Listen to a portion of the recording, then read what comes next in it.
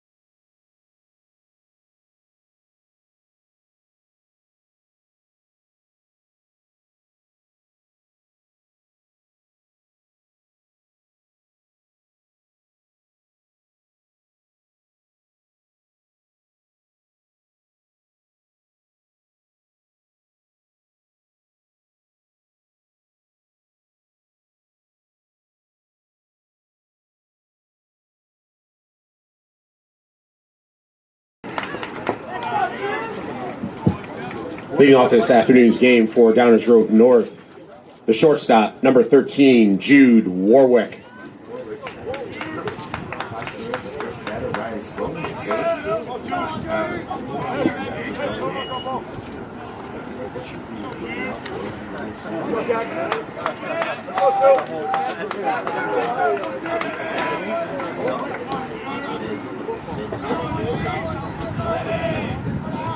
First pitch on the way.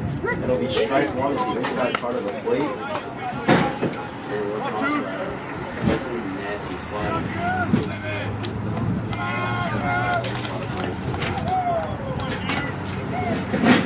Slowly 0-1 deliveries. That ball is swung hit out to center field. Chris Danko on the wing. He's going to make the play for the first out of the inning. So 2 pitches for Ryan Sloan.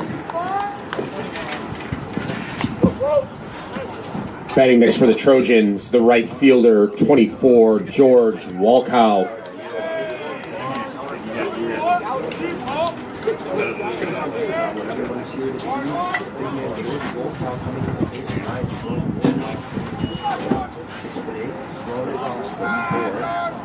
Top players in the state. The first pitch that Walkow will be taking a strike one. Fastball, the outside part of the plate.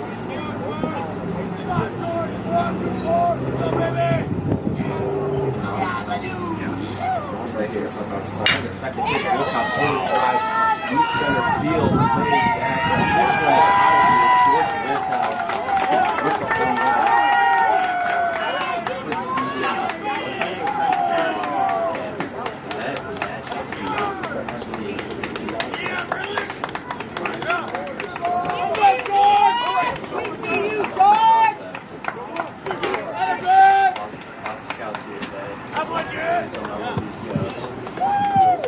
Batting next for the Trojans, the catcher, number 16, Jimmy Janicki. Here to look at as well as Sloan. That's a top prospects who could potentially be drafted in the first 2 rounds of the next 2 drafts. Obviously, put his name in the draft first.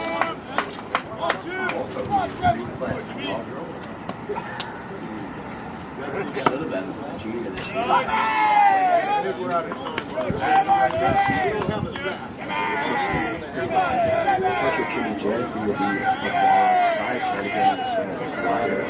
Janicki very patient. Sloan on the 1-0 goes back to the slider. This time it catches the plate for strike one. All right.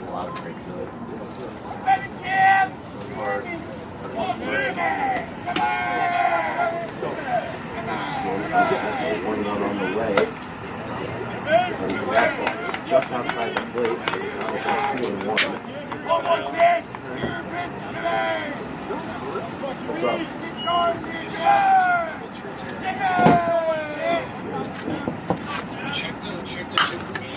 Oh, the thing got unplugged and moved all the stuff over. All right.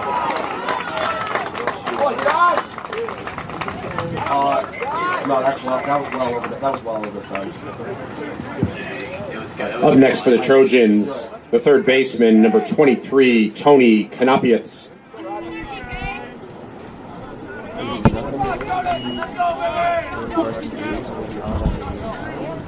Delay.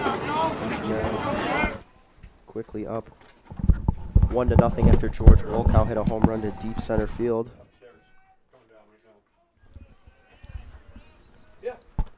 I'm Connor Choi. To my right is Gavin Connolly. Ryan Sloan does have 2 outs after he gets Jimmy Janicki to ground out to the second baseman. The 1-0 is on the way, and that'll be ball 2, I believe.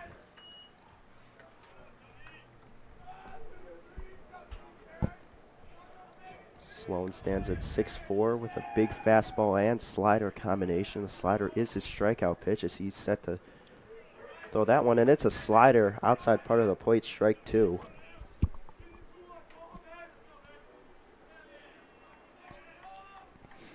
And after that home run, that was the first earned run given up by Sloan this year. Yeah, Gavin Sloan off to a really hot start, but Walkow also off to an amazing start as well. 5 home runs, 11 RBIs in his first game as the Trojans are now 6-0. Sloan delivers, swing and a miss on the slider for strike 3. And Sloan gets out of the inning, but not after Wolkow hits the home run. Due up for the Dukes will be Nico Ruggieri, Eli Maurer, and Ryan Turner. This is York Sports Network and York Varsity Baseball.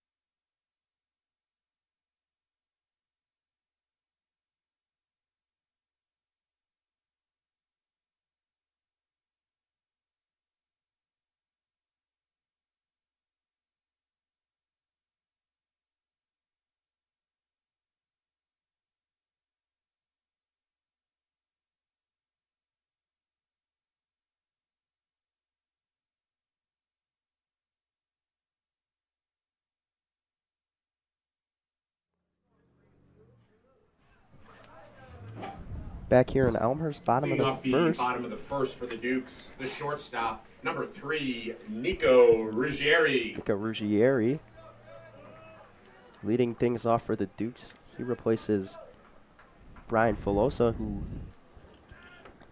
had been starting at shortstop for the Dukes first couple of games. The 0-1 to Ruggieri, the 0-0 to Ruggieri nearly drills him in the rib cage. On the mound for the Trojans today will be Ryan Dennison. 1-0 to Ruggieri. Ruggieri swings this one to right center field, and diving center fielder cannot get it. Ruggieri rounds first on his way to second. This ball goes as close to the wall before picked up by Wolkow. Ruggieri starts this game off with a double. Yeah, and a great momentum play to get some of this momentum back in the Dukes' favor. You know, they're really confident with Sloan at the mound, but then giving up the first run of the game. They really needed the offense to answer the bell, and Ruggieri coming out swinging quickly, and already a man in scoring position for the Dukes. Now up Eli Maurer. Maurer, who's batting ninth to begin the year, really caught fire with the bat, and he's DHing for Ryan Sloan, and he's moved up all the way to second in the lineup. First pitch on its way, high pop up into foul territory. Tough play for the first baseman, but he's going to make the catch. Ruggieri will have to go back to the second base. Nice play by Brooks Borowski. Up next for the Dukes, the right fielder, number 20, Ryan Turner. And Turner, most famous for his walk-off single in last year's IHSA playoffs, earning himself the number 3 spot in the batting order. Turner been a mainstay towards the top of the order. Dennison comes set. Ruggieri dancing around in between second and third. First pitch will be just off the plate. Yeah, and you see that aggressive leadoff by Ruggieri. You know, that's always just going to make the pitcher think a little bit more. Can't fully concentrate on the batter ahead. Yeah, Dennison was looking at him extra hard on that one. Comes set the 1-0. Turns to 2-0 as Turner takes ball 2 just below the knees.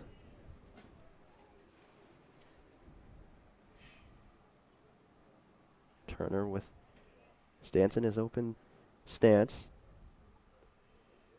2-0 on its way. Turner swinging, fouls this one off up and over the net. Count is now 2-1.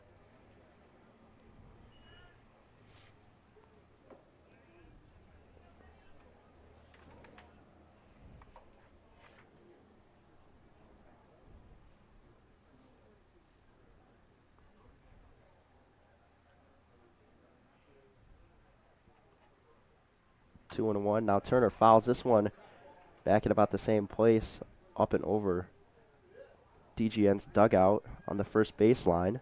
So count now goes to 2-2.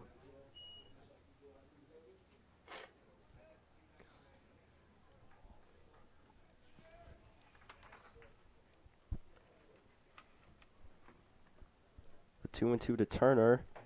Will be a breaking ball called strike 3. Dennison able to freeze up Turner on what looks to be a curveball that started. Up next for the Dukes, the catcher. Yeah, and a great pitch 2, there after Rasmus. Turner had seen nothing but heat and was fouling him away. Just a breaking ball. You described it perfectly. Just absolutely froze him. He was not expecting the off speed. Breaking ball started on the outside part of the plate, then come in just touching the plate. The 0-0 to Jack Rasmus is taken low for ball 1.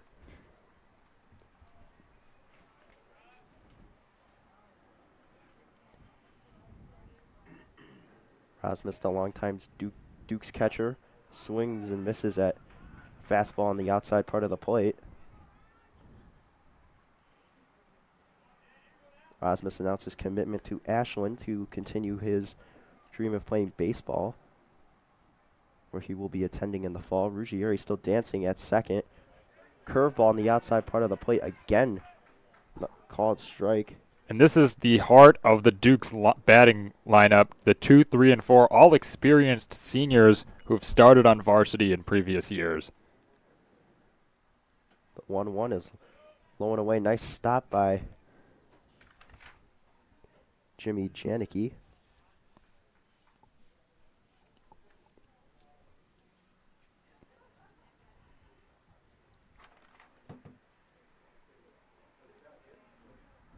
Two-one on its way to Rasmus. Foul tipped. Janicki couldn't hold on to it. Ruggieri was well on his way to third base.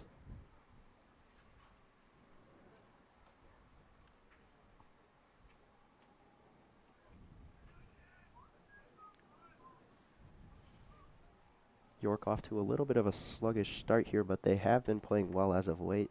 However, they're still 2, 3, and 1 after they tied to Waubonsie Valley the last time we streamed a baseball game. Then they went on the road, won a couple games, lost a couple games, so they're just under that 500 mark. So Rasmus skies this one high in the air, and will it hit the net first? No, it goes over the netting, so Rasmus able to avoid fouling out to the pitcher. Yeah, the Dukes have come out aggressive swinging. We saw this Ruggieri starting out early with a double, and then both Turner, Maurer, and now Rasmus as well, really trying to just foul away as many pitches as they can, try and get this pitch count up. And I like this aggressive approach from all the top of the Dukes lineup. Here's the 2-2 Rasmus, swing and a miss. Foul tip for strike 3, and that will end the inning. Dennison able to get out of the leadoff double hit by Nico Ruggieri, and Ryan Sloan will go back to the mound. And we'll be back for the top of the second after we take a short break here. DGN still has a 1-0 lead after 1 inning.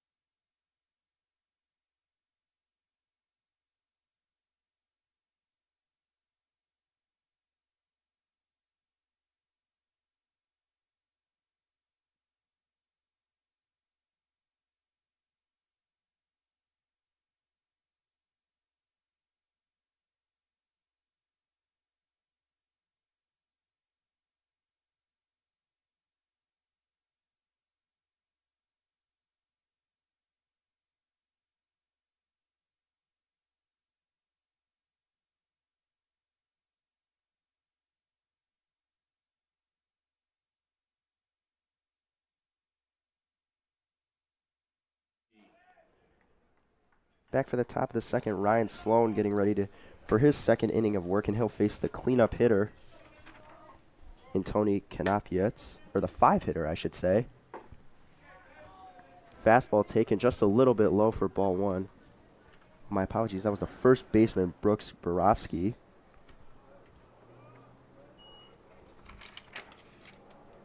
Sloan comes set, delivers on 0-1. Slider started what looked like was the inside part of the plate, broke and ended up on the outside part of the plate, so he gets a lot of horizontal movement on that pitch, and that is easily his best pitch. Sloan comes set, delivers 1-1, swing and a miss. Or swing and fouled away. Rasmus couldn't hold on to that one. And this shows just how talented of a lineup the Trojans have. Borofsky had an incredible series against the Dukes at home last year, and he's batting 5th. Just shows the depth that this team has. The 1-2 on its way. Swing and a high grounder, fielded by Reedy. And he'll step and throw. Braun makes the catch, and that's 1 out. Just a nice little routine play there from the third baseman, Paul Reedy. And, you know, it may just look like a simple play, but if you're the Dukes in this position, as the theoretical underdogs, you know, you have to be technically sound even on these easier plays. So good job of not making the error there. Reedy, one of the team's best fielders in terms of the glove, has very soft hands, able to scoop a lot of things out of the dirt that most players aren't. Shows bunt first play. Rasmus going to pick it up. He fires to Braun, and he beats out the throw. Joe Chirelli able to beat out the throw. That was a very good bunt place in between Rasmus and Sloan, just a little bit towards third base. Not something you were expecting first pitch. Tommy Finley now up, the center fielder.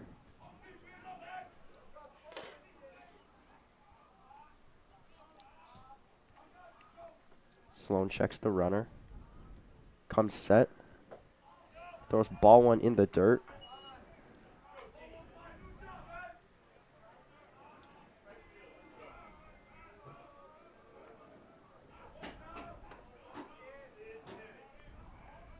Sloan's going to throw back.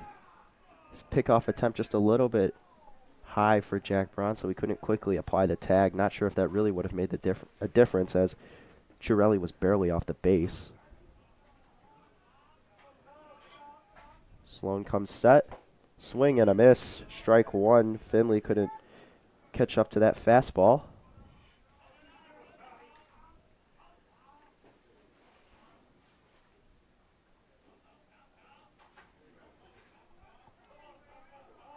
Sloan looks over, picks off again. Again, his throw just a little bit too high.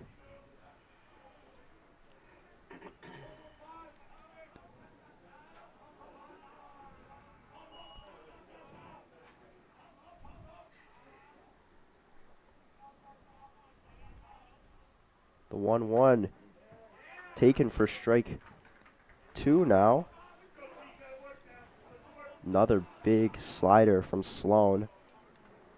And that has been the pitch that has gotten him out of a lot of these jams in his career, Gavin. It's really hard for hitters to figure out how to catch up to it, how to read the movement, as it just moves so much, as it'll start and move probably like a foot, I have to say. As there's a foul ball, it's going to hit Finley, so that will be a foul ball, so he'll get to see another pitch here.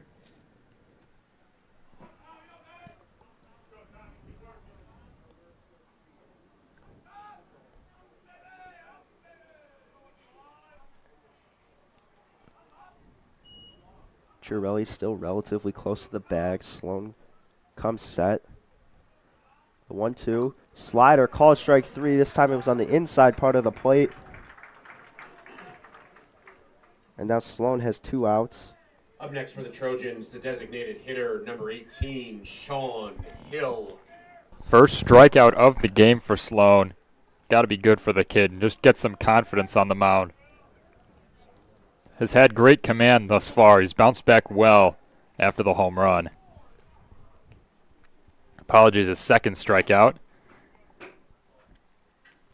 Now stepping up to hit the left-handed hitter, their DH, Sean Hill. Hitting for Dennison. Facing Sloan, who comes set, fires a fastball with some incredible runs, swung on and missed by Hill.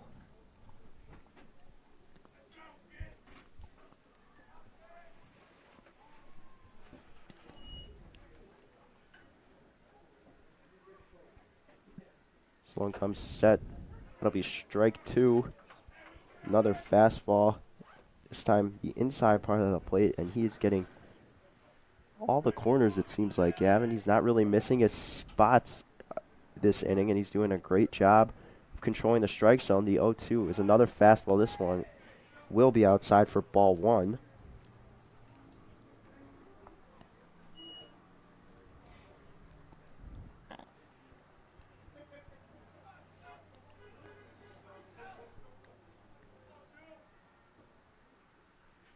Sloan comes set, the 1-2. Called strike 3, slider, the outside part of the plate. That'll end the inning.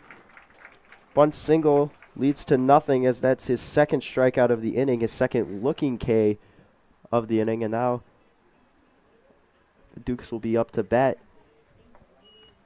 And Sloan really got in a rhythm there at the end of that inning. You said it yourself, back-to-back backwards Ks, strikeouts looking on the last 2 Trojan batters, and you could just tell that Sloan was really just kind of feeling himself on the mound. You know, he knew where his ball placement was going. It was just an overall great end of the inning for him. 2 up for the Dukes. Next inning will be Chris Danko, Josh Fleming, and Jack Braun. So we'll take a short break as Ryan Dennison goes up for his second inning of work. DGN still leads 1-0.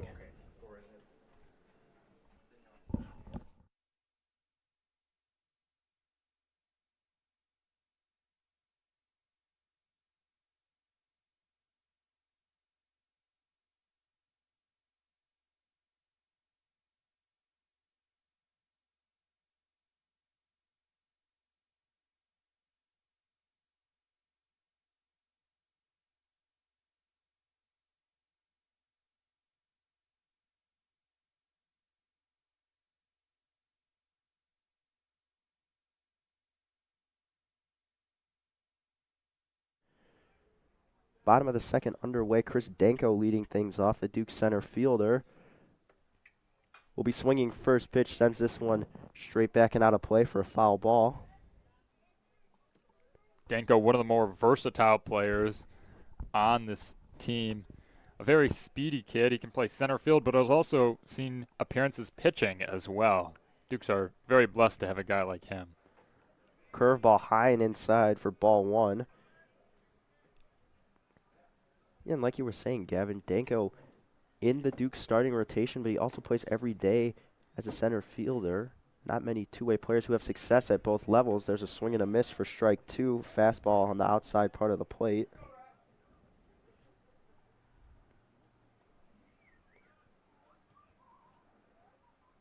Dennison steps off the mound. Didn't like his sign there. Gets a new one. The 1-2 on his way. Slow delivery to the plate. Didn't fool Danko as he takes ball 2 on the outside part of the plate. He went fastball again on that one.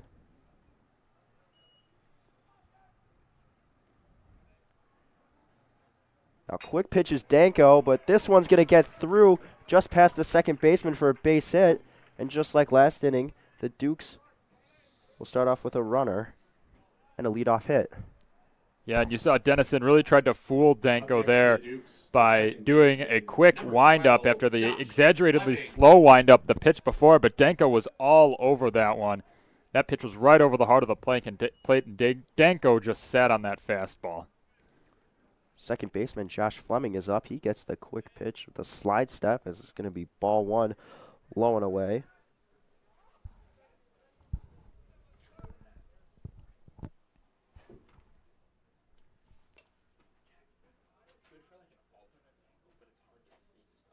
Dennison fires to Fleming. He'll top that one and fielded by the Dukes coach, Dave Kalal. Nice play.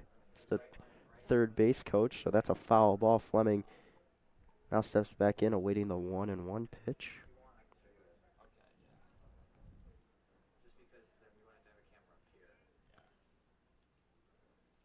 Dennison fires. Fleming swinging a high fly ball to shallow left field. Playable. And that ball will be caught by Noah Battle. Next up for the Dukes, the first baseman. Fleming, the number first out of 7, the inning. Jack Braun. The first baseman, Jack Braun, steps into the plate.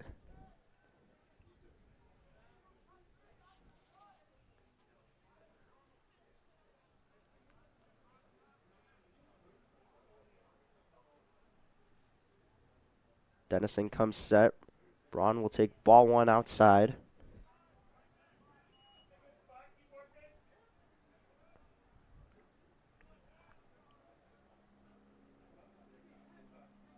Danko with a modest lead at first. Nothing too crazy, as Braun will be on top of this one and grounds it foul towards the DGN dugout.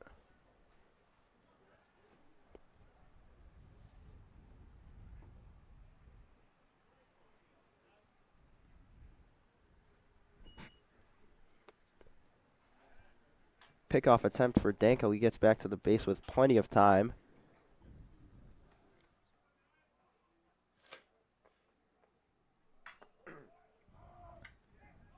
Braun hits this one high to right center field, and that will be caught. So there's 2 outs now. And Paul Reedy's coming up to bat. Up next for the Dukes, the third baseman, number 21. Tommy Finley on the Paul making the Reedy. catch there. Yeah, and this will be the second straight inning where the Dukes have gotten an early hit, but have yet to been able to make something of it. We'll see if Paul Reedy can change that. Reedy hits this one, hammers it to left field, and that one will drop. Danko rounding second on his way to third, gets the stop sign from Coach Kalal. That ball's going to bounce away, but Paul Reedy with a big double hammered that down the left field line. That didn't hit it too high where it was playable enough as that was very close to the line, but he hit that very hard, so it was able to fall early. Now the Dukes have runners on second and third, and Matt Barton up to bat.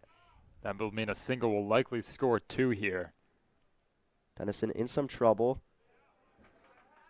Throw a changeup in the dirt.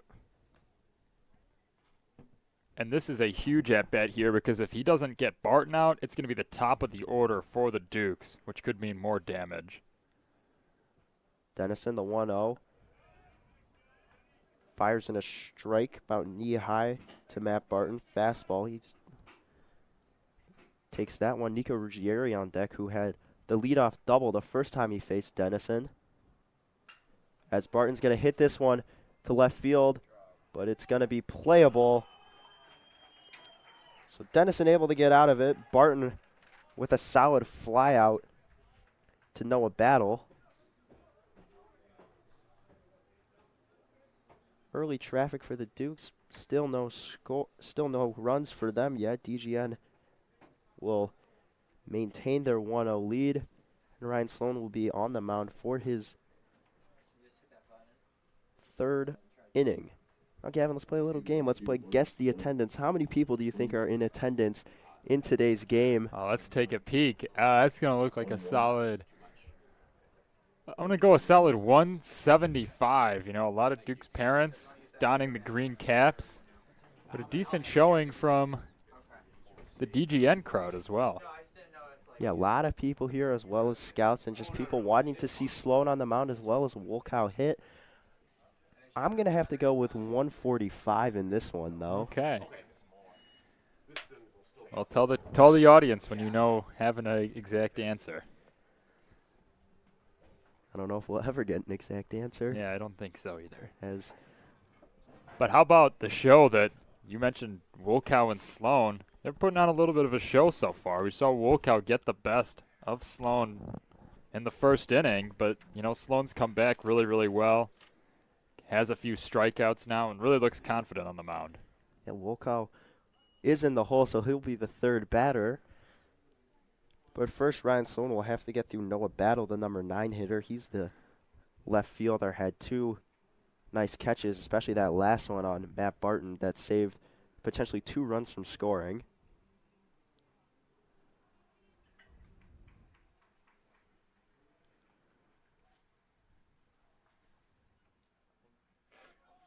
Leading off the top of the third for the Trojans, the left fielder, number 17, Noah Battle. Noah Battle steps in the box. Sloan wants a new baseball.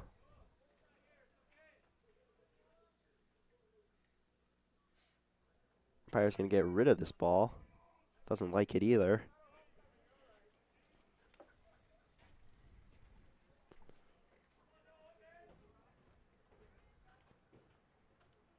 So the first pitch is on its way. It's going to be a fastball outside for ball one.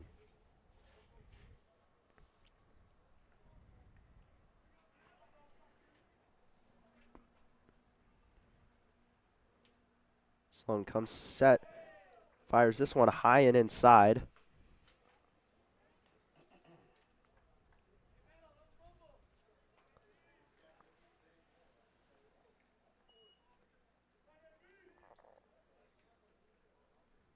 The 2-0 is going to be slider that runs in down the middle of the plate for strike one.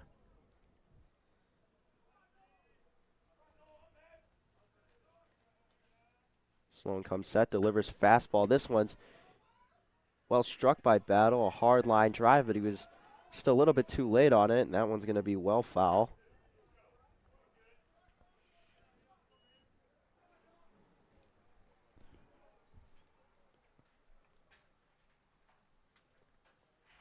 Here's the pitch. Ooh, good slider from Sloan, just a little bit inside, so the count will go to full. It's been a great battle so far between these two players, and a great eye from Noah Battle this entire at-bat. A 3-2 on its way. Fastball just a little bit upstairs. Very surprised that Battle took that one, as with 2 strikes you do want to expand your zone, and he wasn't swinging on that one. Yeah, and one of the best eyes that I've seen from a number 9 hitter, Noah Battle, with a terrific at-bat, even with the intimidating slider from Sloan. Jude Warwick, the Michigan State commit, flew out to left field in his first at-bat. Battle goes. Rasmus's throw is not in time. Battle just gets there. Gets the stolen base. That was close. I mean, Rasmus has such a cannon.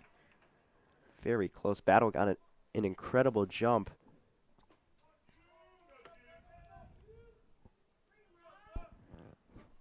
Warwick will be playing baseball at Michigan State next year. Battle dancing around second base. Sloan will deliver a slider for strike one.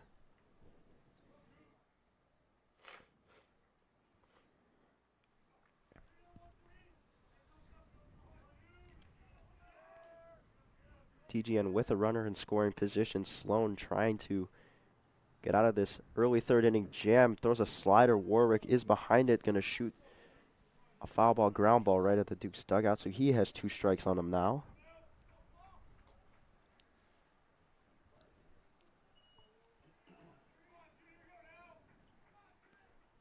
Now Gavin with 2 strikes on the leadoff hitter when you're ahead in the count. I think you're going to just give him your best pitch, your put-away pitch. As Sloan throws a fastball inside part of the plate, and there it was, the put-away pitch. It's a looking strikeout. Warwick thinks it's high as he's walking back to the dugout. And now here's the battle we all were waiting for.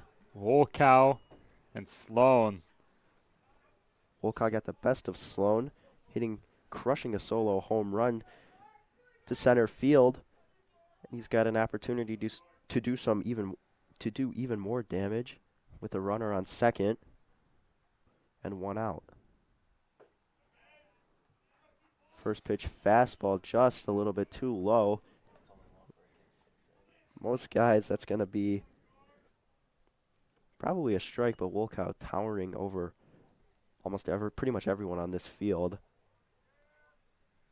It's below his knees. Slider outside. We've seen a little bit of a different approach from Sloan at this at-bat. Not as aggressive, kind of dancing around the strike zone, but good discipline by Wolkow thus far. Yeah, Wolkow not chasing anything, and that's one of the positives to his game. He's got good plate discipline to go, along with some great power. Battle doing jumping jacks at second base. And Sloan's going to throw a fastball in the dirt, so it's 3-0 to Wolkow. Yeah, and a tough position to be in if you're Sloan, because you gotta. Most pitchers typically go fastball here, but that's risky against such a dangerous hitter. He likely has the green light, and he does this. He's going to rip a base hit into right field. Battle has to hold at third base, as that was a good throw from the Dukes right fielder, Ryan Turner.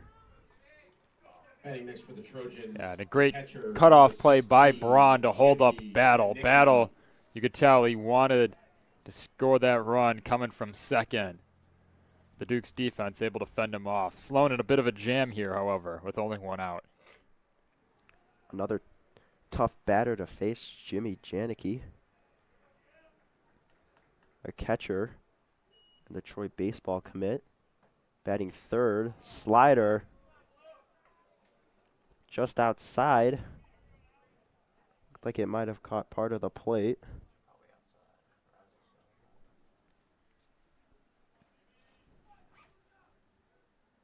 Janicki had 1-0. Sloan delivers. Janicki hits this one high to right field. Turner giving chase. Will he be able to make the catch? No, he will not. That's going to fall down foul. Probably for the best, because if Turner makes that catch, Battle will score standing up easily. Yeah. Now that you mentioned it, the sacrifice fly is very truly in play. So I got to imagine Sloan is going to try and touch the bottom part of the strike zone, trying to keep everything on the ground, because a pop fly into the outfield will likely score a runner. Yeah, and that begs the question, would you want the out and then allow the run to score? And I think in certain it just depends on the situation. If you get a ground ball in the tailor-made double play ball, you're going to go for the double play and get 2 outs, because you really need these outs. That's a ground ball up the middle. Oh, and Ruggieri couldn't hold on to it. That was hit very hard by Janicki. Ruggieri had to...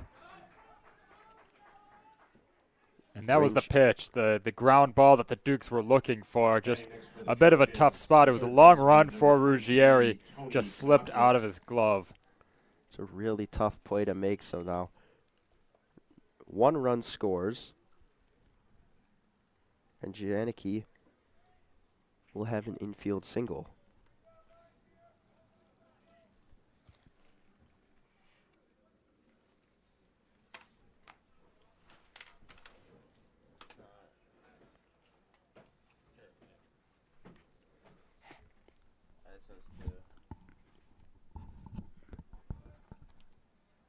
Sloan now facing Tony Canopios.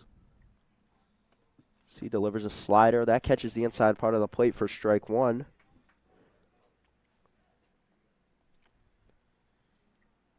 Sloan getting ahead,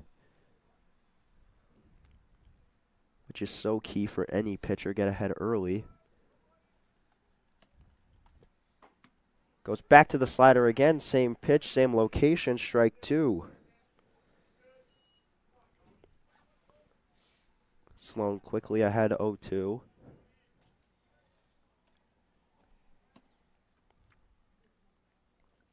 Comes set, looks at Wolkow on second. Now throws a slider again. Check swing, strike 3. Kanapiats down on strikes. The Trojans, the first baseman, number 20, Brooks Borowski.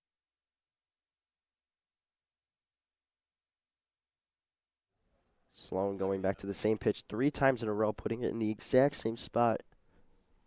And it works out well for him. Brooks Borowski now digs into the batter's box. And Sloan fires fastball first pitch, strike 1, outside part of the plate. Beautiful job by Sloan there. He's executing on majority of his pitches. Even on the ground ball that drove in a run, he still executed, got that pitch towards the bottom of the zone. There's strike 2 high. So again, he'll go ahead 0-2.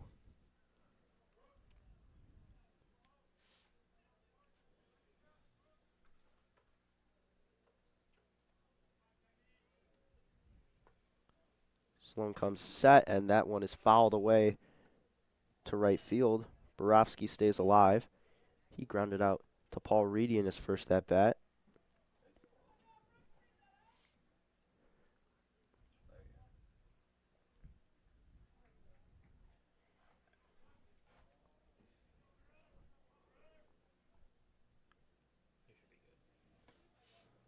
Long pause in between pitches for Sloan. Comes set. The 0-2 on its way. Check swing, foul ball. Borowski stays alive.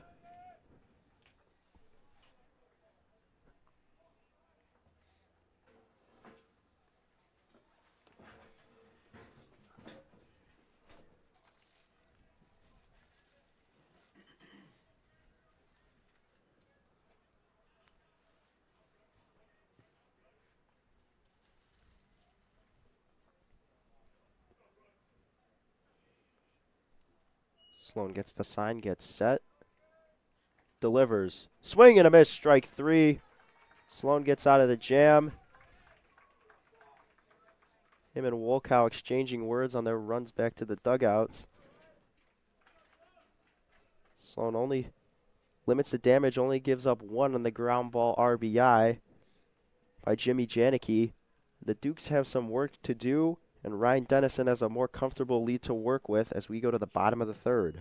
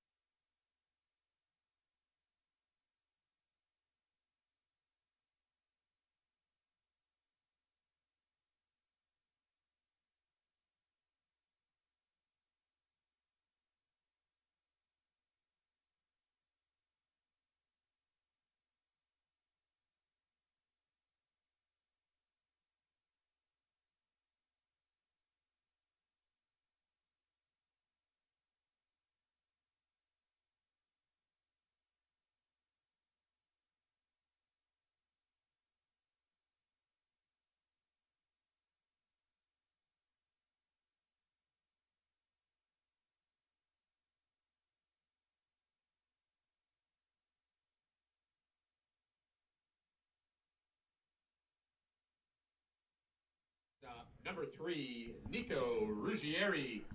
Bottom of the 3rd inning now. Dukes down 2-0. Ryan Dennison back for his 3rd inning of work. Nico Ruggieri leading things off.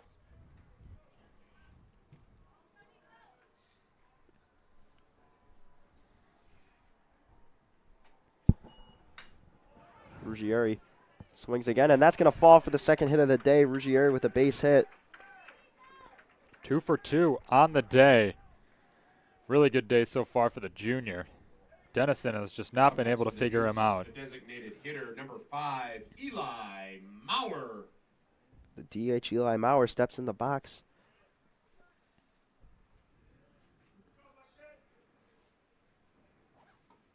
Ball 1 taken by Maurer. That one was outside.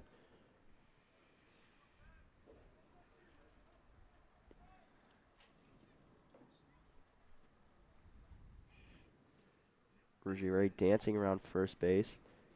Maurer's going to hit this one right to the shortstop. And the 6-4-3 is converted by Downers Grove North. Maurer hit it right to the Trojans shortstop, Right fielder, number 20, Jude Warwick. Turner. Warwick had a nice easy flip to Chiarelli, who fired it to Borowski. And a big sigh of relief after that play for him. Or a big sigh of relief for Dennison after that play. Working almost through the heart of the Dukes lineup right now. Just has to get through Turner, and now no men on and 2 outs. Turner high chopper, and a diving third baseman will not be able to stop it. Ryan Turner has a base hit. The 1-0 count. Batting next for the Dukes, the catcher, number 2, Jack Rosmus. Jack Rosmus back up. He struck out in his first plate appearance.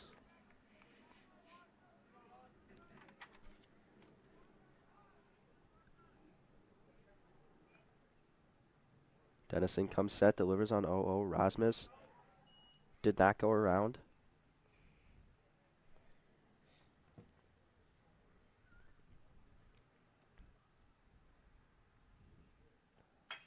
Rasmus, oh, off the pitcher.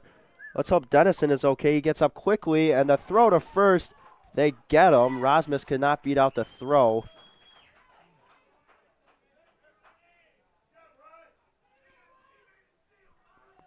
Dennison is fired up after that play. That looked very painful. Well, we got to wonder how long he's going to go, as he does seem to be in some pain. Grabbing that right forearm area, Rasmus hit that ball very hard.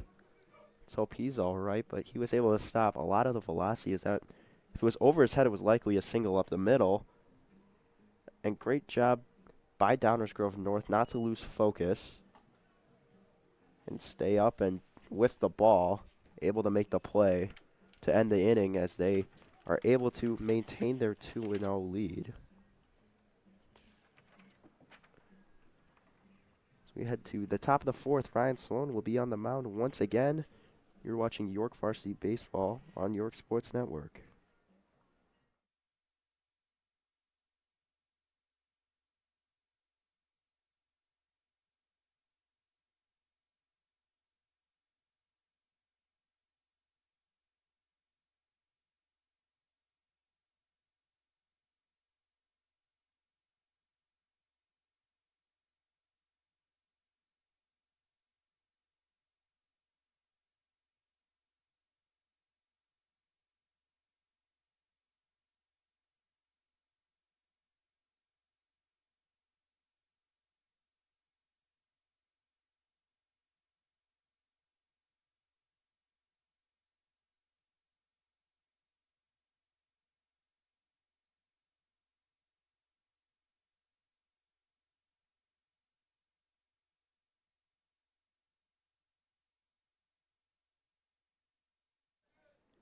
Leading off the top of the fourth for Downers North, the second baseman, number 4, Joe Chiarelli.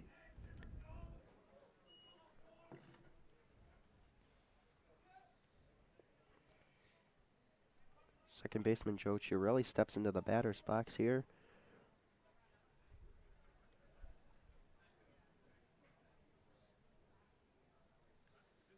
Facing Sloan again after reaching on the bunt single. Corners playing in. Ball 1. Fastball just a little low, it appears. Reedy still playing in. Chiarelli going to hit a grounder. Nice sliding play by Fleming, and he's going to get up and make the throw.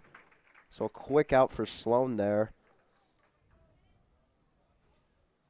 Batting next for the Trojans. Nice play by Fleming, showing off that range, able to slide, knock the ball down, and come up and make the throw. I think Sloan was expecting a little bit more movement on these last couple of pitches, hanging them over the plate. He was lucky that was only just a ground ball. Speaking of movement, there's a big bender slider right there for strike 1 to Tommy Finley. Freezes up the center fielder. Goes back to the slider again. That one with even more movement. That one also going, it appears to be going down and away. Finley swung at that one that time, but missed.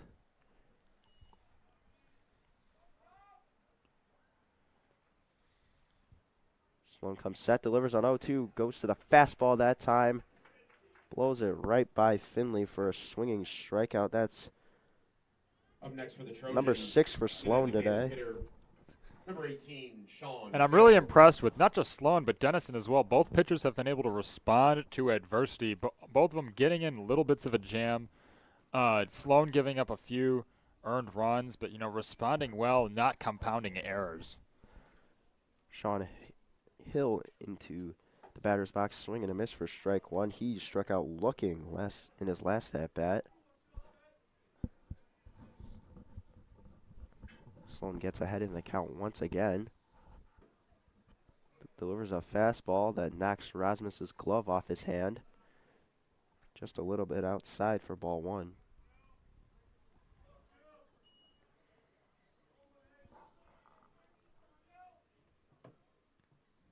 Sloan comes set. As there's a high chopper set. As there's a high chopper ground ball. Ruggieri comes in, and he makes the play, inning over. Nice play by Nico Ruggieri. And Ryan Sloan with a 1-2-3 inning gets Chiarelli, Finley, and Hill. 2 ground balls and a strikeout. Sloan making quick work with the bottom of the lineup here. And that was huge for the Dukes because you know they're going to want to ride Sloan as much as they can, so they need these quick innings. We'll see how much longer he can last. That's doing wonders for his endurance. Jack Lawton is in the bullpen starting to play some catch, so you have to wonder if that was Sloan's last inning on the mound or if he just bought himself another inning, like you said, Gavin, with that quick short inning. He was attacking the strike zone early, getting lots of balls in play, which really helped him out there. And due up next inning, Rasmus, Danko, and Fleming.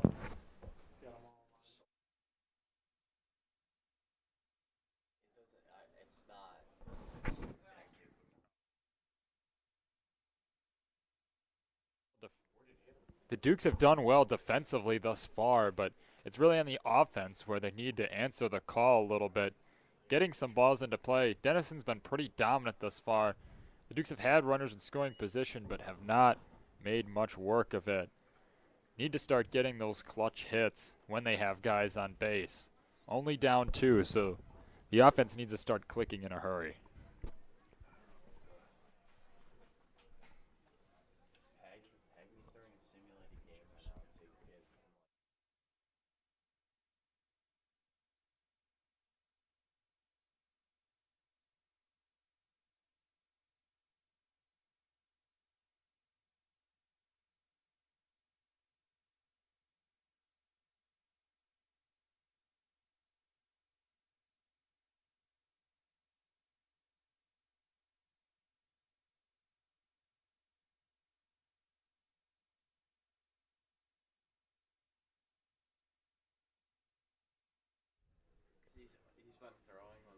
Little update on Downers Grove's North starting pitcher Ryan Dennison. He was throwing over at the bullpen, and he's gonna run out onto the field for his 4th inning of work after taking that hard line drive from Jack Rasmus.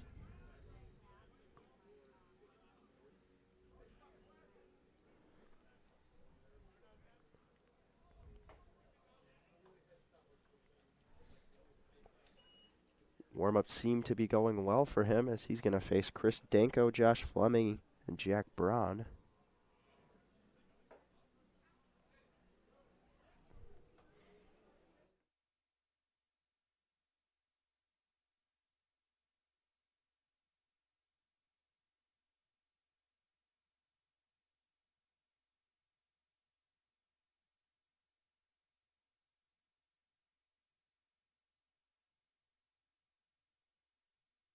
Bottom of the 4th for the Dukes, the center fielder, number 19, Chris Danko. Chris Danko steps into the box. He singled in his first at-bat.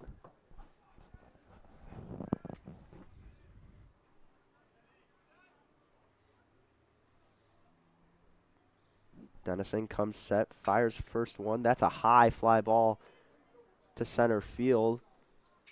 And this one ends up in left center, but it will be caught. And Danko will fly out in his second at-bat of the day. No battle. I'm sorry. Tommy Finley on the play. Up next for the Dukes, It's tough weather for these pop flies, you know. Fleming. It's still only early April here in Elmhurst, so the clouds are very present. The sky's nothing but gray. So good play there by Finley to track that ball down. Josh Fleming takes a curveball high and inside. Takes ball 2, fastball outside, so Fleming quickly ahead 2-0.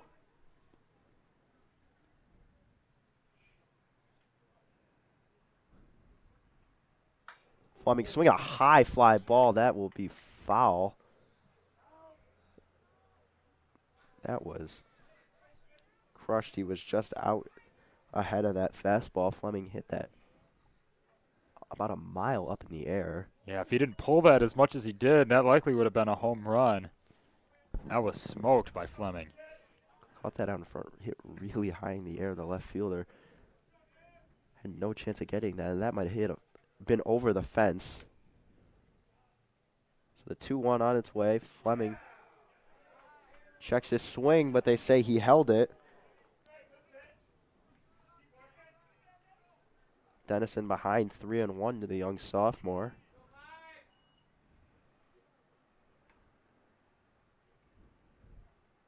Fleming swinging a high fly ball to deep left field. Going back, and it is gone. A home run, and the Dukes get a running on the board. Josh Fleming on a 3-1 count sees the fastball, and he was ready to attack, and he's going to hit that one out. And the Dukes are now within 1. You got to imagine, is that the spark that the Dukes needed? Up next for the Dukes. A huge home run right after pulling a deep ball foul. Fleming responds with a home run. It's the first home run hit at this stadium, or the second home run hit this stadium in 2 years. Wolkow with the first one, so. But that's the first home run hit by a Dukes player. Josh Fleming probably feeling pretty good right now. Is that now they're only down 1 run, and now this starts to get interesting. Fleming did a great job working the count, getting ahead to 3-1. Saw a pitch he liked, and he was ready to attack. Braun looks at the ball down low. He flew out to center field in his first at bat.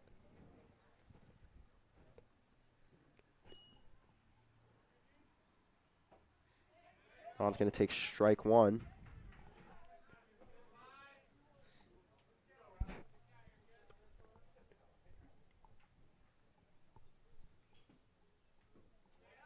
Braun takes ball 4 on the 3-1 count. And the tying run is now on first base with Paul Reedy up to bat. Paul up next for the Dukes, hit a big double down the left field line in his last at bat, and now there's a little meeting with Dennison and Janicki. You have to wonder if Dennison is being affected any, as the line drive hit by Rasmus hit him in his throwing arm. The forearm area, there's ball 1, low and away. Reedy takes. Yeah, and it's pretty evident that the velocity already has taken a little bit of a hit. Now really having to just rely on his placement and his movement. Reedy going to foul that one down the first baseline.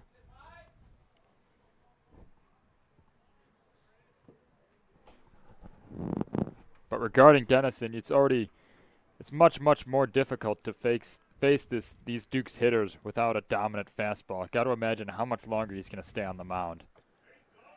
Curveball taken by Reedy, strike 2.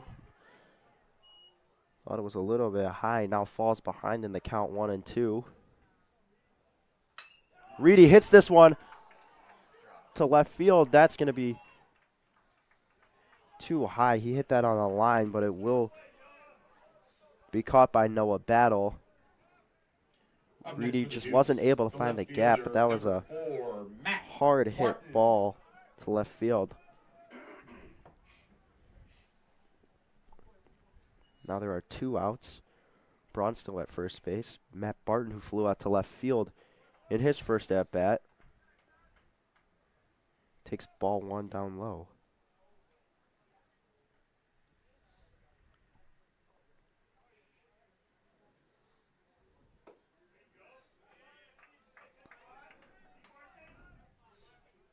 Dennison's 1-0 pitch is down low. Again, just missing on the fastball. Barton doing a great job of staying disciplined and knowing what's in the zone and what's not. As Braun's going to go, and Janicki's throw is in time, and they're going to get him out for the 3rd out of the inning.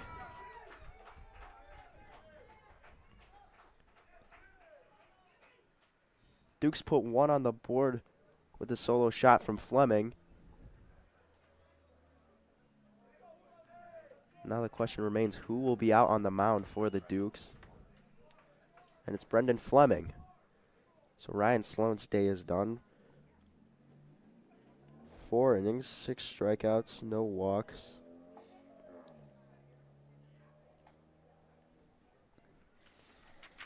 Three hits, and 2 of them were earned. Fleming has quite a bit of pitching experience thus far this year. 6.1 innings to the date, and only a 2.95 ERA. So a very reliable arm coming out of the pen, and a senior as well. So you know he's got the experience. Fleming set to face Noah Battle, Jude Warwick, and George Wolkow, so he does not have an easy task ahead of him in this fifth inning, I should say.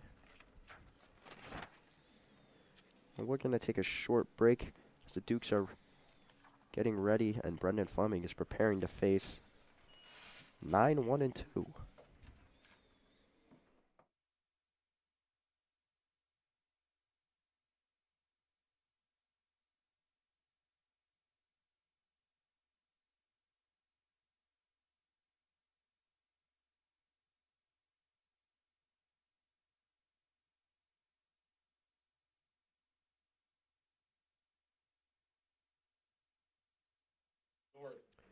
The left fielder, number 17, Noah Battle. Stepping into the box, Noah Battle, he walked his first time up at the plate and ultimately scored a run on the infield single by Jimmy Janicki.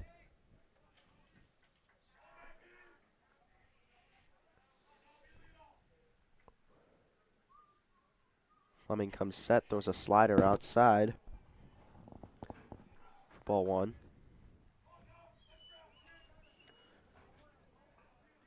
Fleming is known for his control and deceiving a lot of hitters with his pitch mix. Check swing by Battle, he held it. Count now goes to 2-0.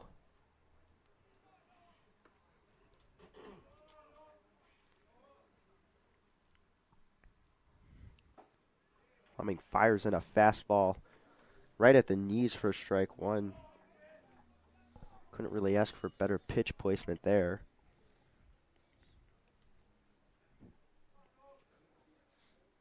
The 2-1 slider is outside in the left-handed batter's box for ball 3.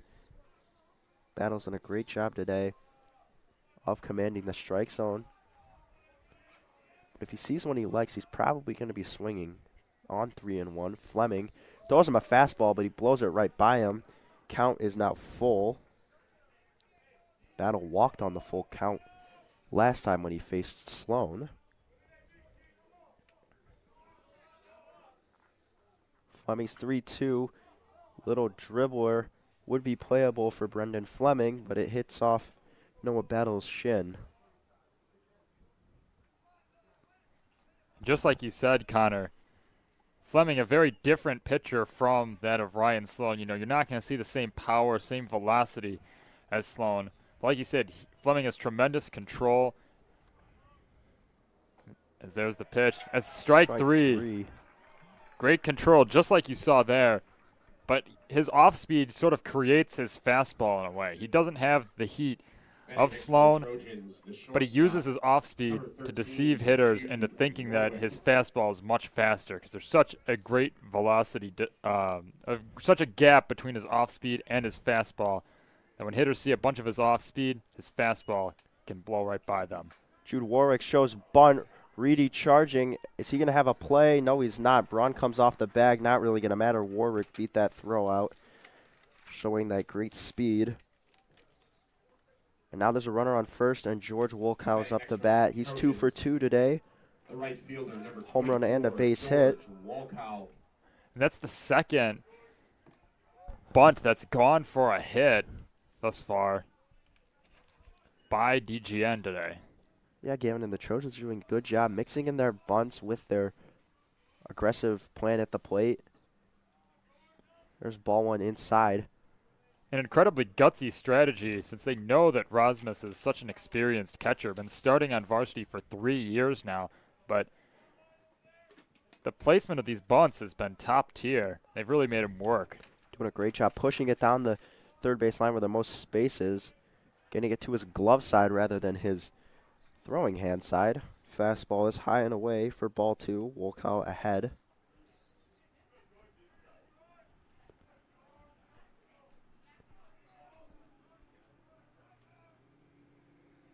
Wolkow swing and a miss. Big bender curveball from Brendan Fleming. Wolkow out in front of that one. That's a great pitch from Fleming. Not what George was expecting on 2-0, I'm guessing. Fleming throws him a breaking ball. Wolkow will foul that one away.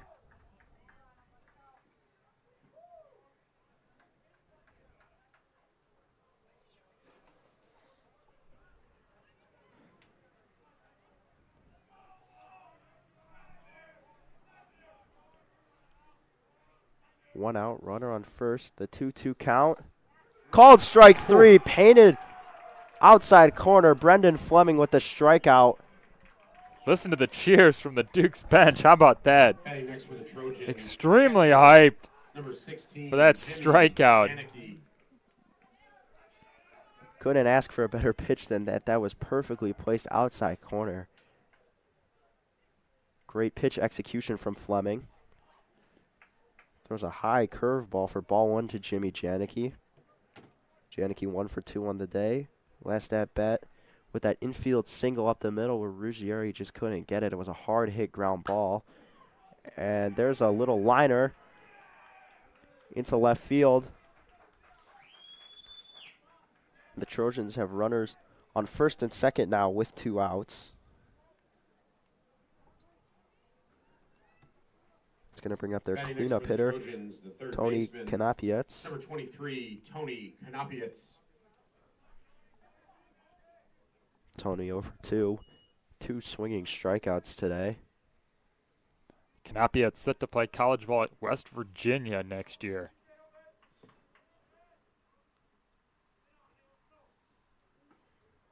Fleming throws a changeup, just a little bit outside.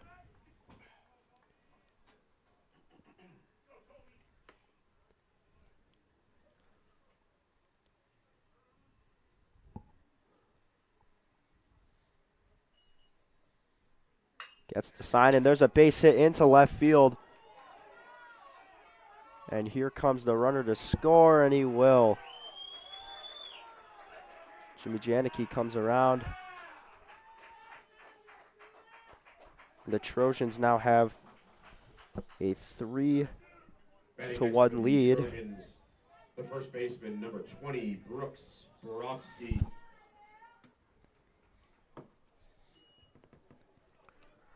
Brooks Borofsky 0 for 2, struck out in his last at-bat.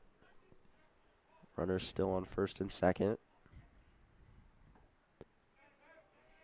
That's got to be frustrating for Fleming. You get through the first few batters for DGN. You strike out their big name in George Wolkow, and then back-to-back singles allow DGN to add to their lead.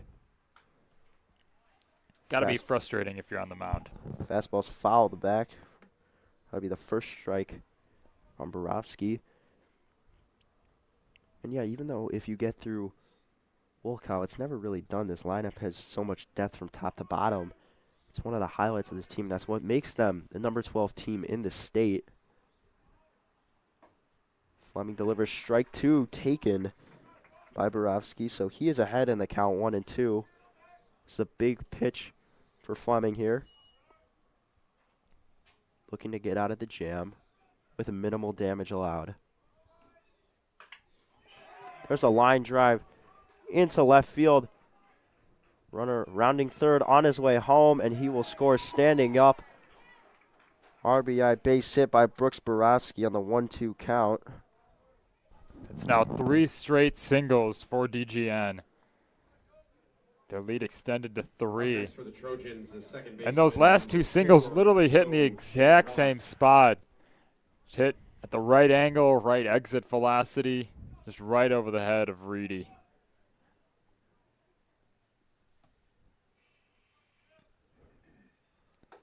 Fleming comes set, throws ball 1 A little bit upstairs. Chirelli 0 for 1. I'm sorry. 1 for 2. He had the first bunt single of the game. Chirelli going to hit a ground ball for Josh Fleming at second base. Fires to first base. And the Dukes get out of the inning. Not without some damage, though. It is 4-1. As DGN scores 2 there.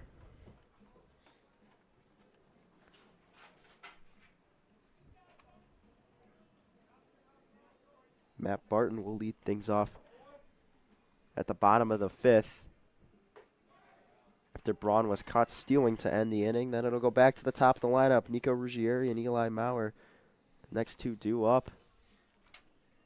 And Ryan Dennison still on the mound, going for his 5th inning in this game. Dukes have work to do, down 3. Watching York Sports Network and York Varsity Baseball.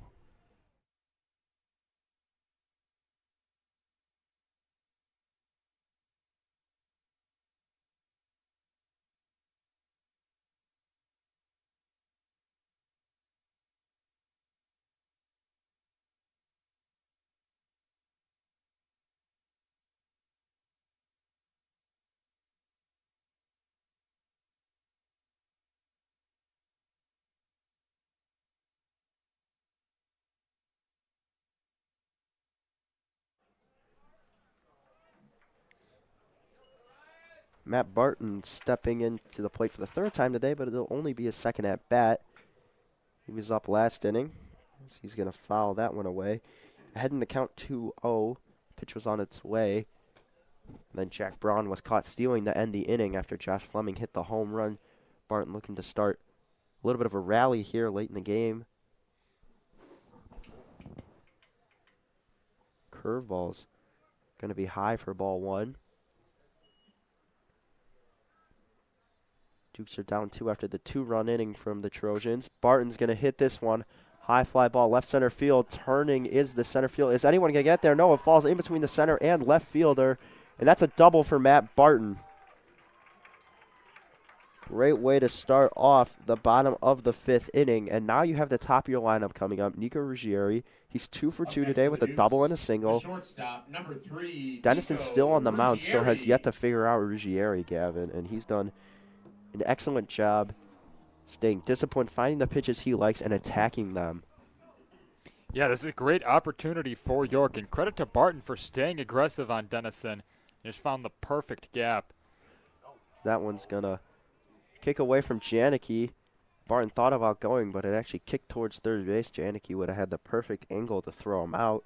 Wise decision by Barton to stay there. Ruggieri ahead 1-0.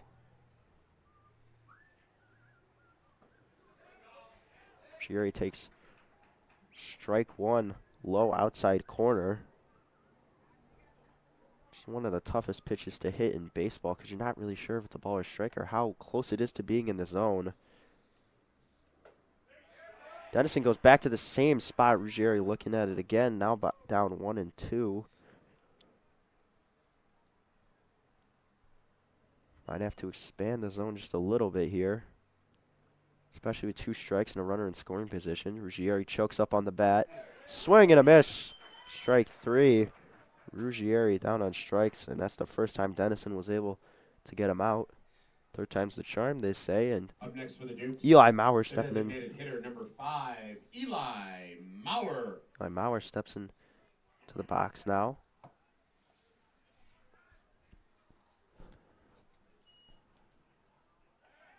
Dennison going to step off. Imaginary throw. Maurer's had a tough day at the plate thus far, grounding into a double play and popping out. See if he can make up for it here. Maurer, a player with tremendous speed. Maurer shows bunt, pulls it back, but it's a called strike.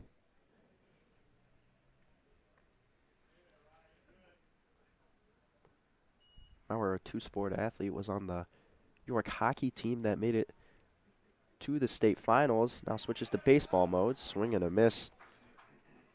Nice change up there from Dennison.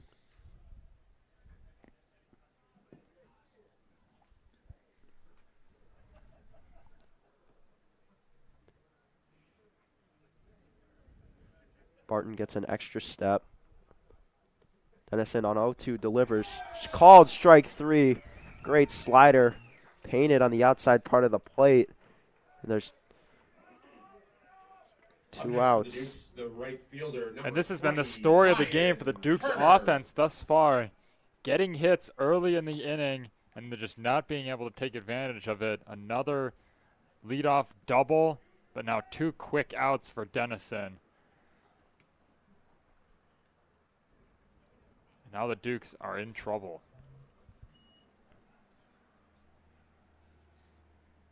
Ryan Turner hoping to start a 2-out rally, and he's going to swing at the first pitch. Just a little out in front of the fastball. Despite giving up the double to Matt Barton, Dennison has been cruising through the next 2 batters. He starts this at-bat with Turner off with a good note. Fastball just outside. Count is now 1-1.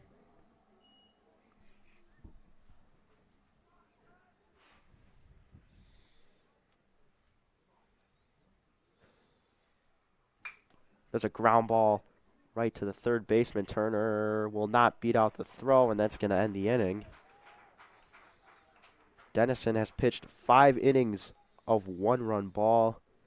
Really regained his form after last inning, but can't really blame him, as that was the first inning on the mound after getting hit with the hard line drive. Duke strand another runner. Now Brendan Fleming will go back to the mound for his second inning of work. He'll be facing Finley, Hill, and Battle, so 7, 8, and 9. Fleming hoping this is a quick inning in the top of the 6th, and the Dukes, who are running out of chances, need to score 3 as they're down 4-1.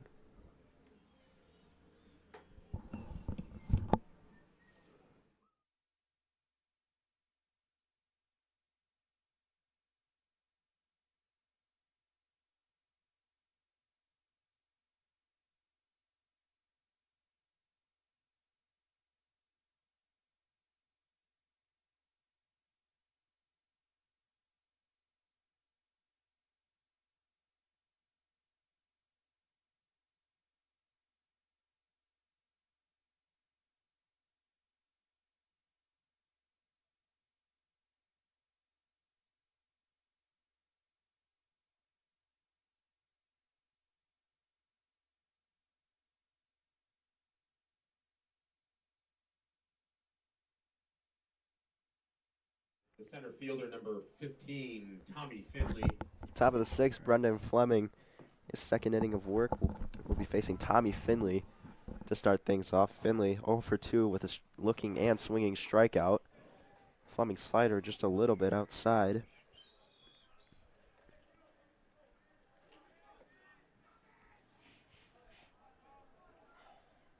Fleming comes set, fires a good fastball outside part of the plate for strike 1.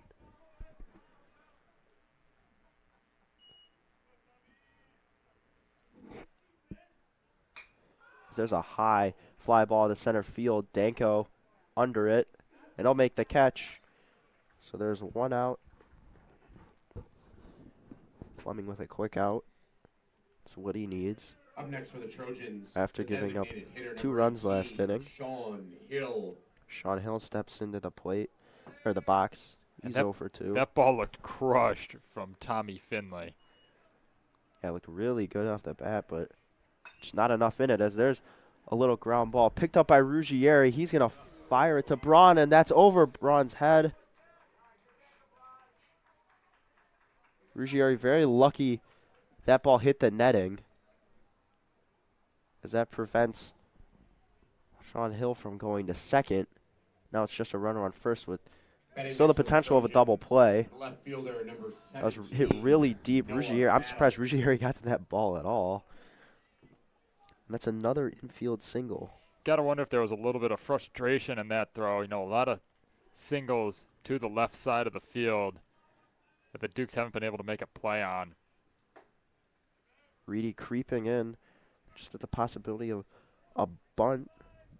Noah Battle takes ball 1 Upstairs didn't bite on the high fastball from Fleming. He struck out looking in his last at-bat when he faced Fleming. Takes ball 2 upstairs. Battle has worked the count to full in both at-bats. Already ahead 2-0, and he's going to foul this one straight back.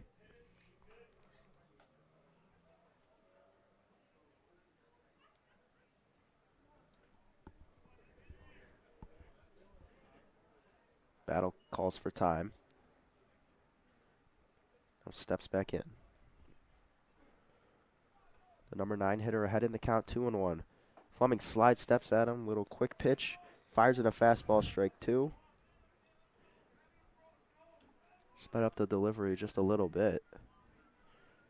Now it's a 2-2 count with 1 out. Fleming probably looking for a ground ball here, but strike 3 called. Battle knew that was a pitch to hit, hits the bat on his helmet, and walks back to the dugout. Back-to-back looking strikeouts for the Trojans 9 hitter. Now Jude Warwick steps into the plate. He's 1 for 3 today with a bunt single.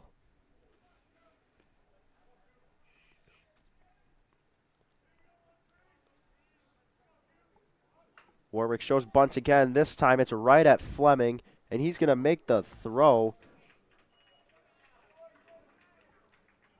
And that'll end the inning.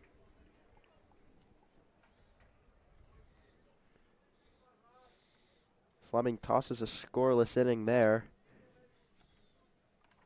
And the Dukes have work to do, with Ryan Dennison coming onto the mound for his 6th inning. He'll face the heart of the lineup for the Dukes. You're watching York Varsity Baseball.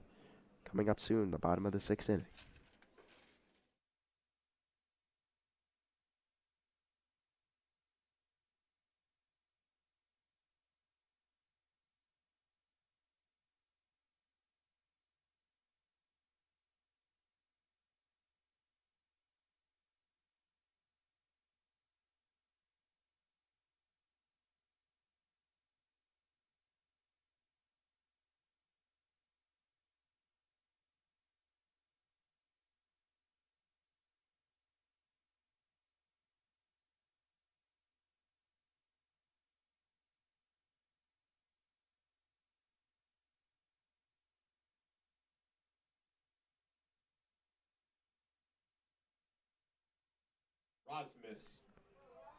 Jack Rasmus steps into the box today. He's 0 for 2, a strikeout and a ground out. Facing Dennison for the 3rd time. Goes ball 1 outside.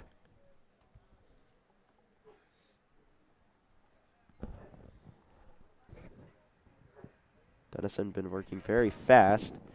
So that's strike 1 in there, fastball. Catches the inside half of the strike zone.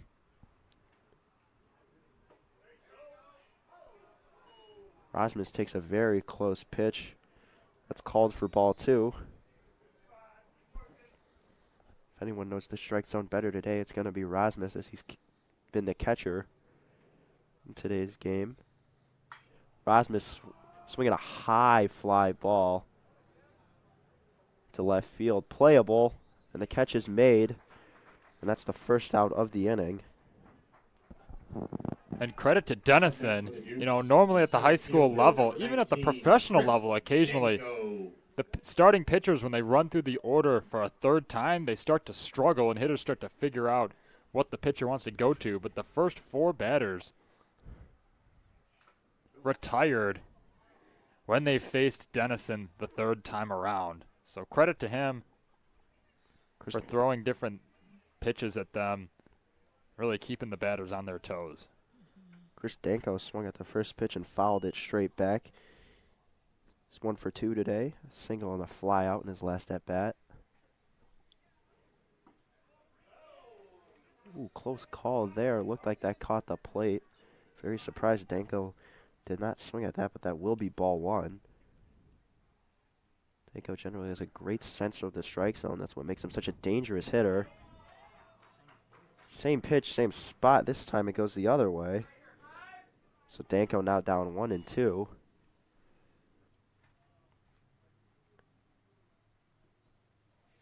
That ball was a fastball low in the dirt. Danko going to take that. So count evens up 2-2. 1 out. Duke's looking for some base runners here as they're down to their last 5 outs. Danko going to chop that one foul.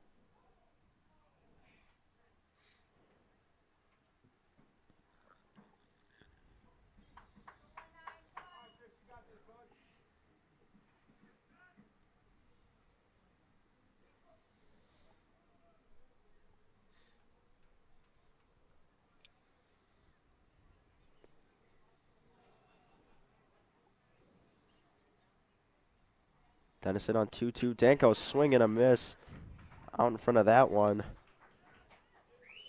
He'll go down swinging. Next up for the Dukes, Now stepping into the second box, baseman, number Josh 12, Fleming, who homered in Josh his last at-bat. Fleming. 1 for 2 on the day. You wonder if Dennison will pitch him any different than the first 2 batters of this inning. He does. Starts him off with a breaking ball. Curveball. Just a little bit up high. Goes fastball outside. Ball 2.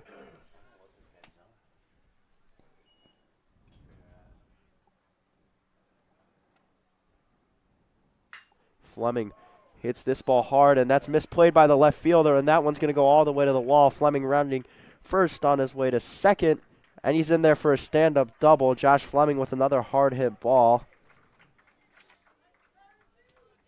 Up next for the Dukes, Gets the first baseman, Dennison, number 7, beats Dennison for the Jack second Gone. time.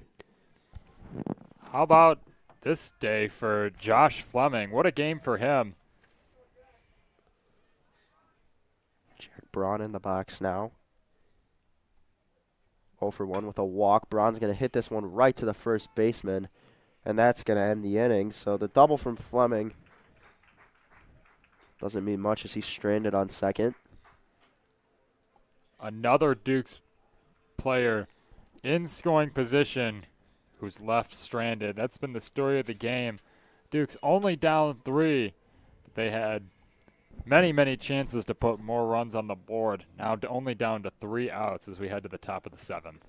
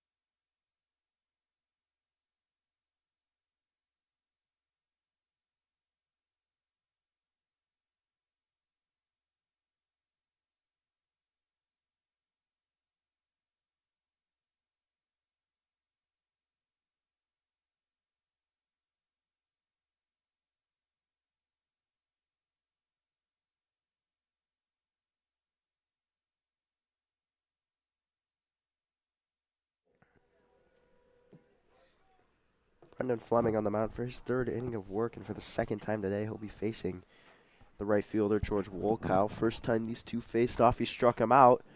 Wolkow swinging, first pitch, fastball, fouls it back. Hits himself in the head with his fist. Yeah, and last time Fleming was able to use Wolkow's aggression against him, getting him to foul a few pitches off before hitting him with a fastball right down the middle to strike him out looking. Fastball inside, taken for strike 2. Fleming quickly ahead 0-2. Wolkow asking the umpire, what part of the zone did that catch? Ooh, slider just outside. As a little bit of rain starts to fall here at the Duke Stadium. It's the top of the 7th now, so York is still down 3 runs. That's Change up in the dirt. Wolkow does not swing. Count evens out now. After being ahead 0-2, count is now 2-2. Fleming delivers. Wolkow hits this ball a mile high in the sky. This one is going to be dropped by the left fielder. They're going to have to get this one in. Wolkow already at second by the time that ball fell down. That's how high he hit it in the air. Up next for the Matt Trojans, Barton couldn't the catcher, hold on to number that one 16, Jimmy as the wind likely Janicki. taking a little bit of it.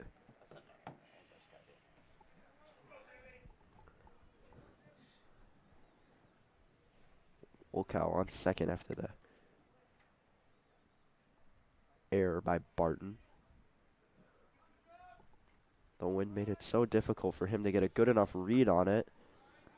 First pitch to Jimmy Janicki, fouled straight back.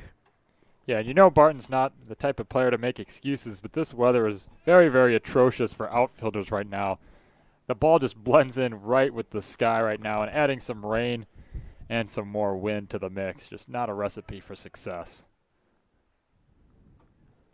Fleming goes high and inside for ball one. One thing Fleming has done great in his time on the mound is he's gotten ahead in the count early to majority of the batters, throwing a lot of first pitch strikes, and that's what you like to see, especially from a control guy, as Janicki fouls this one back for strike two.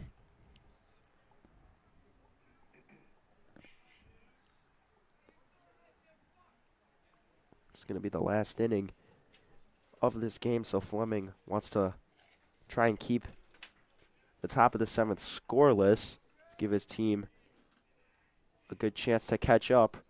Fastball outside for ball two. Wolkow was dancing around second with Fleming maybe getting his focus off the zone just for a split second, and that could affect an entire pitch.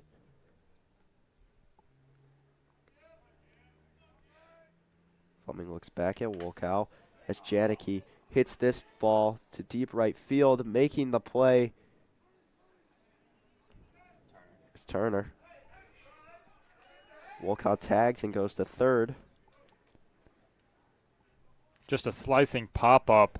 I was fortunate to come back to Turner. It looked like it was going to be a double right through the gap.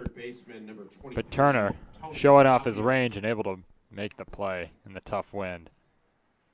Umpire signals something to Coach Kalal. Are they asking about the weather, or is he just calling time to bring his players in? Oh, yeah. It was to appeal second base. He thought Wolkow might have left a little bit early. Umpire says he's just fine.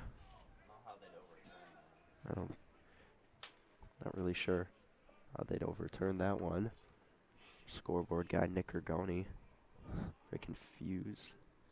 Rotating him from his role as stats guy, Nick, taking on an alter ego. Scoreboard guy Nick, as that ball is in the dirt or turf. York installing new turf batters boxes, as this field not known for being great when it comes to rain. To try and combat that, they added the new turf batters boxes, because that was the most common part that was always underwater. So Fleming throws Tony Connolly a ball. So he's going to foul that one down over by DGN's third base coach.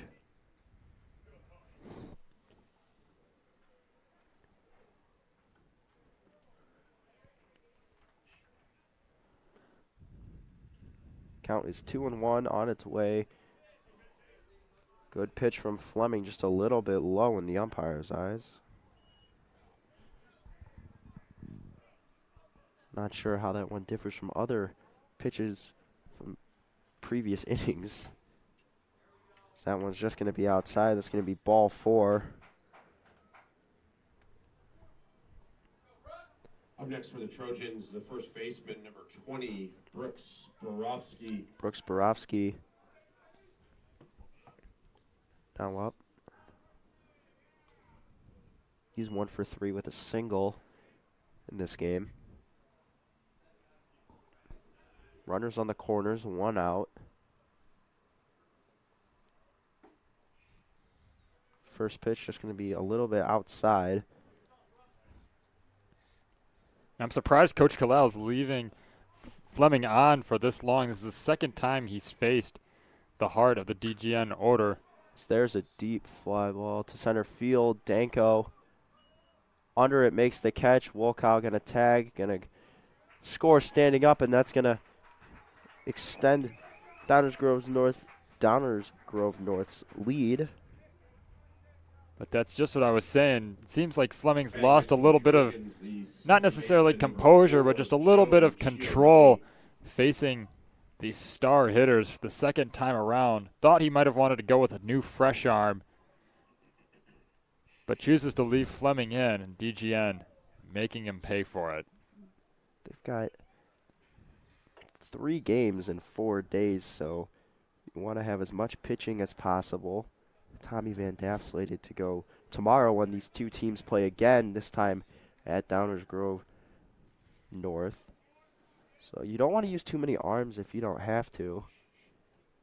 And runners on the corners with 1 out.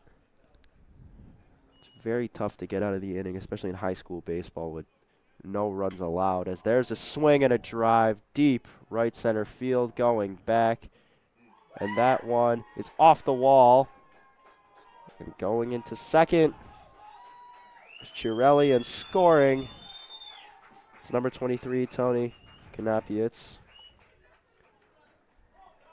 Joe Chirelli thought that one was gone, started looking at it. Up next for the Trojans, number And then he 15, took off. The center fielder, number 15, Tommy Finley. Downers Grove North now up 6-1.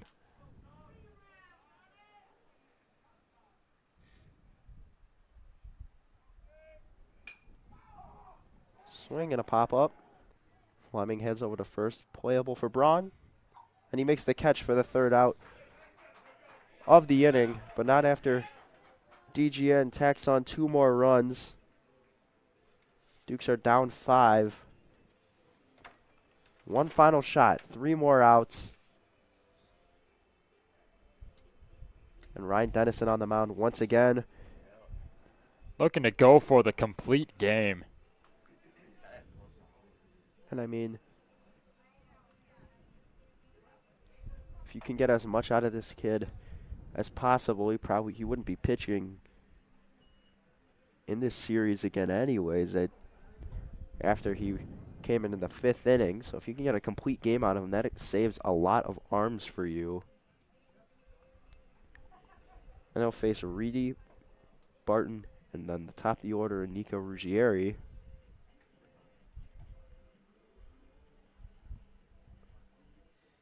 With a 5-run lead to work with. Janicki throws down to second, and we're going to get the bottom of the 7th inning underway. Leading off the bottom of the 7th for the Dukes, the 3rd baseman, number 21, Paul Reedy. Paul Reedy steps in. He's 1 for 2 today with a hard line out in his last at-bat. Was caught by the left fielder. And he's going to hit this one on the ground. Rolls down the 3rd baseline. And Dennison quickly ahead 0-1.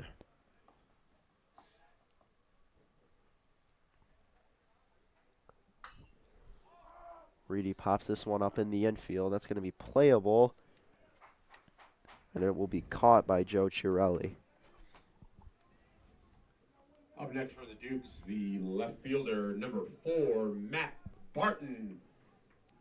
Barton 1 for 2 on the day. Had a double earlier in the game. They could use some magic here. Going to foul that one straight back. Just behind and underneath that fastball.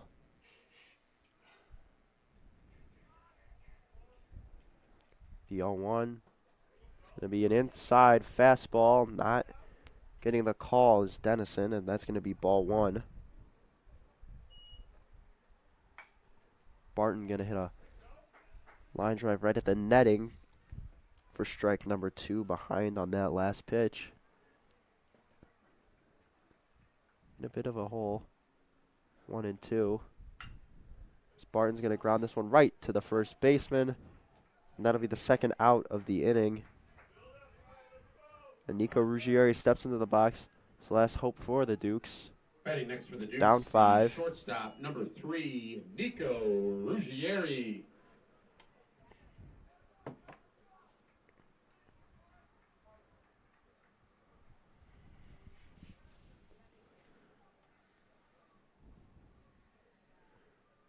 First pitch to Ruggieri.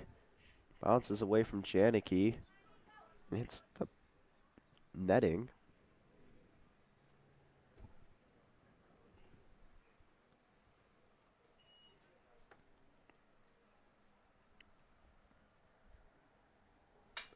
Ruggieri going to hit a sharp ground ball up the middle for a base hit, and the Dukes have a 2-out base runner. This one ain't over. Ruggieri keeping the Dukes' hopes alive. Up next for the Dukes, the designated hitter, Ruggieri number 3 for 5, 4 on the day. Bauer. Only time he was retired was his last at-bat when he struck out swinging. Eli Maurer 0 for 3, looking for that first hit today. Maurer's going to hit a little chopper, and that's going to be a foul ball. Ruggieri ran as soon as Dennison lifted his leg.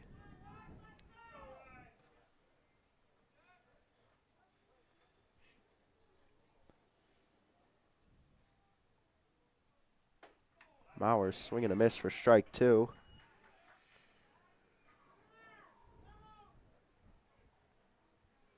So Dennison needs one more to end the game. Maurer looking for his first hit of the day on an 0-2. Lone outside fastball, not called for strike 3.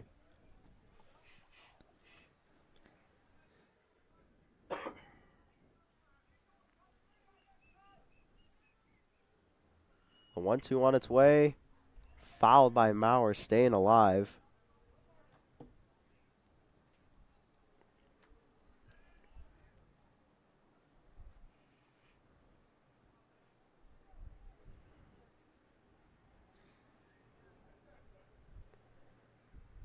The 1-2, a little chopper to the pitcher. Dennison makes the throw, and that will end the game. Dennison with the complete game, only allowing 1 run. Final score is going to be 6-1 in favor of the Trojans. Dukes not able to pull off the upset here. Ryan Sloan, 4 excellent innings, just gives up a couple of runs. Game time at 4:30 once again. Next home game for the Dukes this Thursday against Downers Grove North. First pitch. He had 6 strikeouts. Josh Fleming, the highlight hit of the day. He went yard to left field, but that was the only run they were able to score. The Trojans continued to pile on the runs. They play tomorrow and Thursday against the Trojans. Tomorrow at Downers Grove North, and Thursday back at home. Probable starter for tomorrow will be Tommy Van Daff. And then Thursday's probable starter, Lucas Borman, hard-throwing junior. Tommy Van Daff, likely the best lefty in the conference, will be going against the Trojans tomorrow. Fleming and Wolkow each with home runs. Just a tough one for the Dukes today. Couldn't really get the offense going consistently. They had lots of base runners, but they would strand a runner. They'd stranded a runner every inning, Gavin, and that's just really tough because you're getting the base runners you need. Multiple runners in scoring position that they just left out there. Yeah, it was a kind of a struggle offensively all day, Sloan, I would say, had a pretty good game, kind of got down. Gave up some runs early. The Dukes kind of were down 1-0 quickly, and that quickly became 2-0 after that. I'm impressed with the Dukes. They hung in there. you know, they really were able to hit the ball for contact really, really well. Just like you said, it's these clutch hits with base runners on. That's just where they came up short. You know, you see this time and time again at the high school level, in college, professionally. You know, a lot of the teams that struggle are the teams that strand on base runners and strand on runners in scoring position. So a bit of a tough day for the Dukes, definitely a frustrating one when you're leaving guys on base. And the way that they did, and against such a talented Downers Grove North team, I'm impressed with the fight with them. I'm impressed with the fight from them. They really were never afraid of Ryan Dennison the whole game, but you know, definitely a tough one to drop, but they're going to get more opportunities against this squad, both tomorrow and Thursday. Probably yeah. down the road again, this conference opponent, not the last time they're going to see them. Dukes had 8 hits. Downers Grove North only out-hit them by 2. And again, it just comes down to that situational hitting with runners in scoring position. But that's going to do it for us today. Alongside Gavin Connolly, I'm Connor Choi. And go Dukes as they look to bounce back later this week. 6-1 loss, tough one. They'll be back tomorrow at Downers Grove North. Go Dukes.